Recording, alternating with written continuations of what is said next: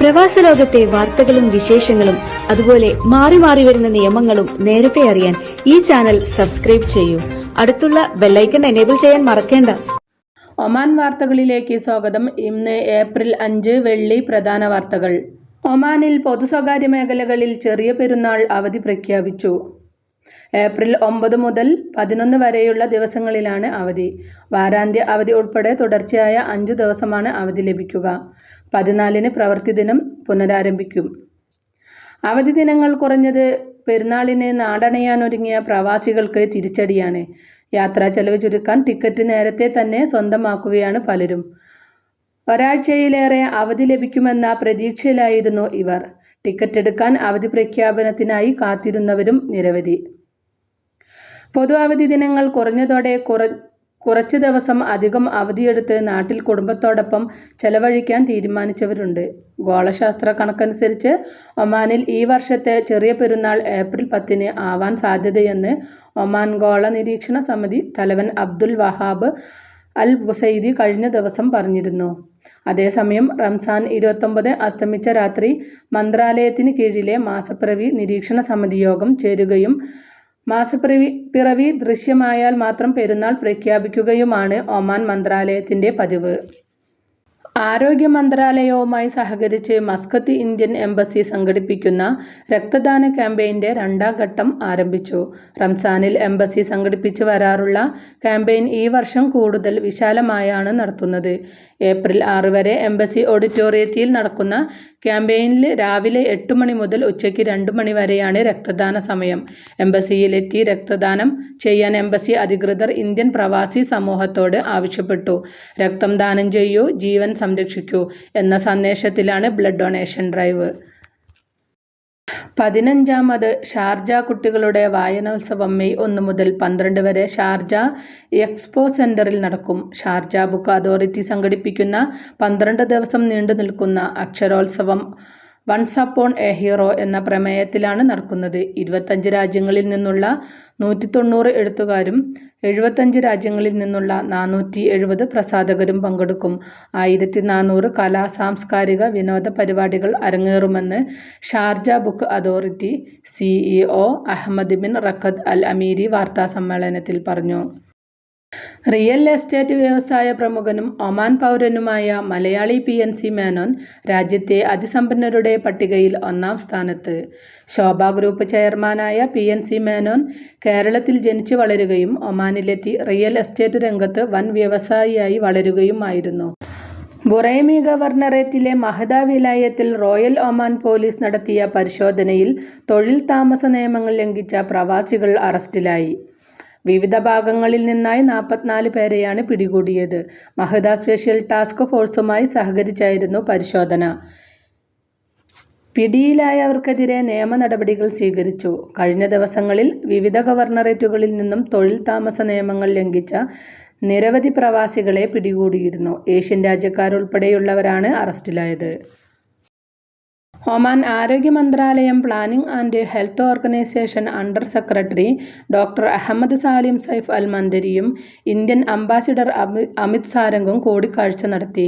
ആരോഗ്യ മേഖലയിൽ ഇരു രാഷ്ട്രങ്ങൾക്കുമിടയിലെ സഹകരണം ഇരുവരും ചർച്ച ചെയ്തു. പരമ്പരാഗത ആരോഗ്യ മേഖലയിൽ ഇന്ത്യ-ഒമാൻ ബന്ധം ശക്തിപ്പെടുത്തുന്നത് സംബന്ധിച്ചും പുതിയ അവസരങ്ങൾ സൃഷ്ടിക്കുന്നതിനെക്കുറിച്ചും അവ ഉപയോഗപ്പെടുത്തുന്നതിനെക്കുറിച്ചും ചർച്ചകൾ ഉയർന്നുവന്നു.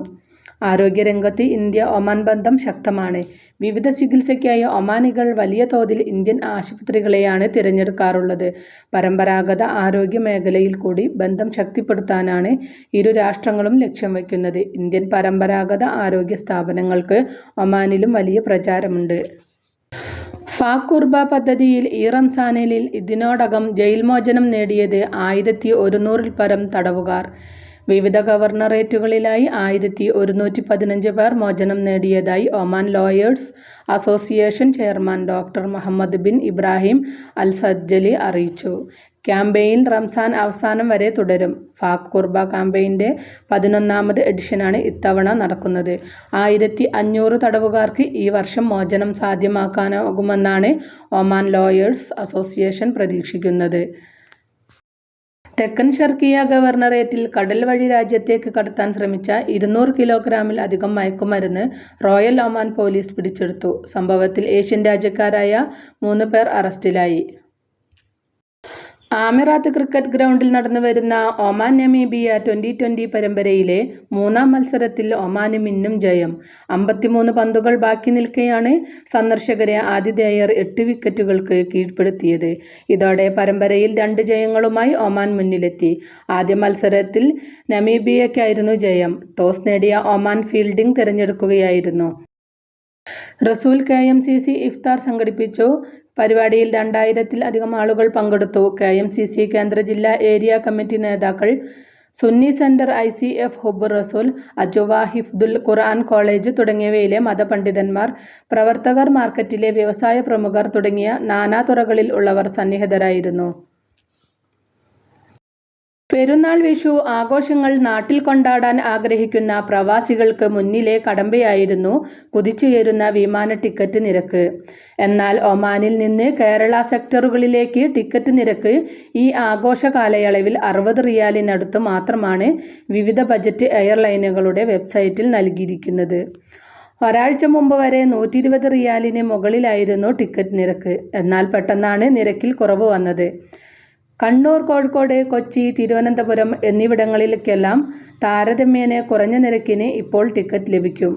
കേരളത്തിൽ നിന്ന് ഒമാനിലേക്കും കുറഞ്ഞ നിരക്ക് ഇപ്പോൾ ലഭ്യമാണ്. നാട്ടിൽ സ്കൂൾ അവധി ആരംഭിച്ചതോടെ നിരവധി കുടുംബാംഗങ്ങൾ അവധി ആഘോഷിക്കാൻ ഒമാനിലേക്ക് എത്തുന്നുണ്ട്. അതേസമയം നാട്ടിൽ ഇപ്പോഴത്തെ കാലാവസ്ഥ കനത്ത ചൂട് ആയതിനാലും ഇവിടെ സ്കൂൾ വേനലവധി ആരംഭിച്ചിട്ടില്ലാത്തതിനാലും കൂടുതൽ പേരും ഇപ്പോൾ യാത്രയ്ക്കൊരുങ്ങിയിട്ടില്ല. യാത്രക്കാർ കുറഞ്ഞതാണ് ടിക്കറ്റ് നിരക്ക് കുറയാൻ ഒരു കാരണമായി ട്രാവൽ മേഖലയിലുള്ളവർ പറയുന്നത്. എന്നാൽ ഈദ് അവധി പ്രഖ്യാപിച്ചതിനാൽ ടിക്കറ്റ് നിരക്കിൽ ചെറിയ വർധനവുണ്ടായേക്കാം. ഓർത്തഡോക്സ് ക്രൈസ്തവ യുവജന പ്രസ്ഥാനം ഒമാൻ സോൺ ഇഫ്താർ സംഗമം സംഘടിപ്പിച്ചു. തുമ്പമൺ ഭദ്രാസന അധിപൻ ഡോക്ടർ എബ്രഹാം മാർ സറാഫിം തിരുമേനി മുഖ്യ അതിഥിയായി പങ്കെടുത്ത പരിപാടിയിൽ നിരവധി രാജ്യങ്ങളിൽ നിന്നുള്ള പ്രവാസികൾ പങ്കെടുത്തു. സഹനത്തിന്റെയും സാഹോദര്യത്തിന്റെയും നല്ല നാളുകളാണ് റംസാൻ മാസമെന്നും മറ്റുള്ളവർക്ക് കരുതലൊരുക്കുവാനും സഹായിക്കുവാനും ആയി ഈ പുണ്യനാളുകൾ വ്രത അനുഷ്ഠാനികൾ വേർതിരിക്കാറുണ്ടെന്നും അഭിവന്ദ്യ തിരുമേനി പറഞ്ഞു. റംസാൻ വിശ്വാസികൾക്ക് എല്ലാ അനുഗ്രഹങ്ങളും ഉണ്ടാകട്ടെ എന്ന് ആശംസിക്കുകയും ചെയ്തു. ഇതോടുകൂടി വാർത്തകൾ ഇവിടെ അവസാനിക്കുന്നു. കൂടുതൽ വാർത്തകളും വിശേഷങ്ങളുമായി നാളെ കാണാം. നന്ദി, നമസ്കാരം.